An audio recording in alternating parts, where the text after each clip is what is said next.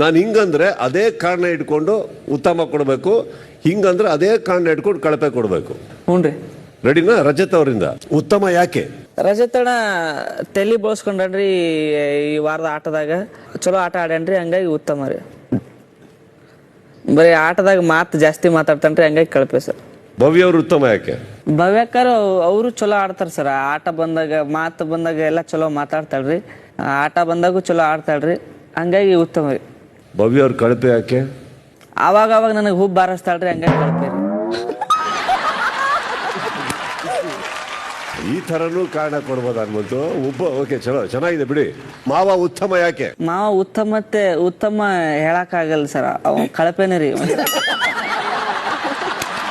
ಮಾವ ಕಳಪೆ ಯಾಕೆ? ಸರ್ ಮಾವ ಬರೀ ಕಳಪೆ ಯಾಕೆ? ಅವ್ ಮಾಡದ ಬರೀ ಕಳಪೆ ಕೆಲಸ ರೀ ಸರ್ ಮನೆ. ಚೈತ್ರ ಅವರು ಕಳಪೆ ಯಾಕೆ? ನಾವ್ ಏನ್ ಹೇಳಿರ್ತೀವಿ ಅರ್ಥ ಮಾಡ್ಕೊಳ್ಳೋ ಶಕ್ತಿ ಇರಂಗಿಲ್ರಿ, ತಾನ ಹೊಡ್ಕೊಂತ ಹೋಗ್ಕಳ ಹಂಗ ಮಾತನಾಡ್ರಿ. ಮೊನ್ನೆ ರಜತಣ್ಣ ಅಮ್ಮ ಸುಮ್ಕಿರ್ಮೋ ಅಂದಾನ್ರಿ, ಅಕ್ಕ ನೋಡಿದ್ರ ಮುಸ್ಕೊಂಡ್ ಕುಂದಿರ್ತಾಗ. ರಜತಣ್ಣ ಅಂದಿದ್ದ ಬ್ಯಾರೆ ರೀ, ಆಕೆ ಅನ್ಕೊಂಡಿದ್ದ ಬ್ಯಾರೆ ರೀ ಸರ್, ಹಂಗಾಗಿ ಕಳಪೆ ಸರ್. ಮಂಜು ಅವರು ಉತ್ತಮ ಯಾಕೆ? ಅವರು ಎಲ್ಲಾರು